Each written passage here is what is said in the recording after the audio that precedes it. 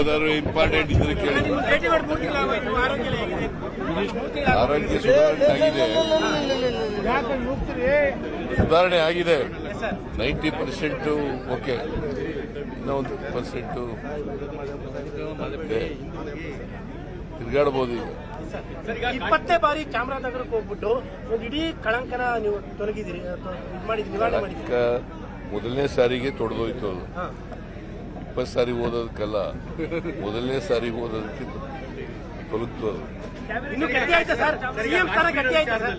ಭದ್ರತಾ ವೈಫಲ್ಯವನ್ನ ಕೇಂದ್ರದವರು ಒಪ್ಪಿಕೊಂಡಿದ್ದಾರೆ. ಭದ್ರತಾ ವೈಫಲ್ಯ ಕಾಶ್ಮೀರ ವಿಚಾರದಲ್ಲಿ ಭದ್ರತಾ ವೈಫಲ್ಯವನ್ನ ಕೇಂದ್ರದವರೇ ಒಪ್ಪಿಕೊಂಡಿದ್ದಾರೆ ಅಂತ ನಾನು ಸತ್ಯನೇ ಹೇಳಿದ್ದೀನಲ್ಲ.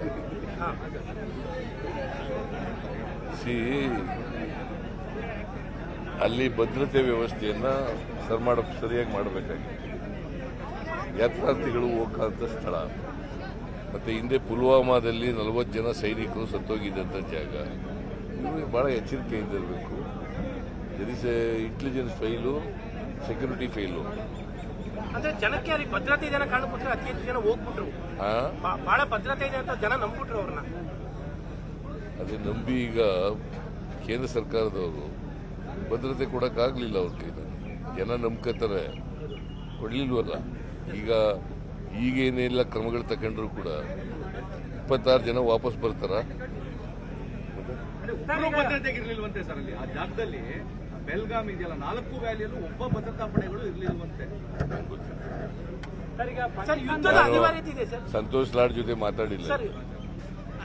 ಅವ್ರನ್ನ ಕಳಿಸಿದೆ ನಾನು, ಸಂತೋಷ್ ಲಾಡ್ ಅವ್ರನ್ನ. ನಾನು ಮಾದೇಶ್ವರನ್ ಭೇಟಿ ಕೊಟ್ಟಾಗಿರೋದ್ರಿಂದ ಅವರು ಬಂದಿಲ್ಲ. ಅವ್ರು ಬಂದ್ಮೇಲೆ ಮಾತಾಡ್ತೀನಿ.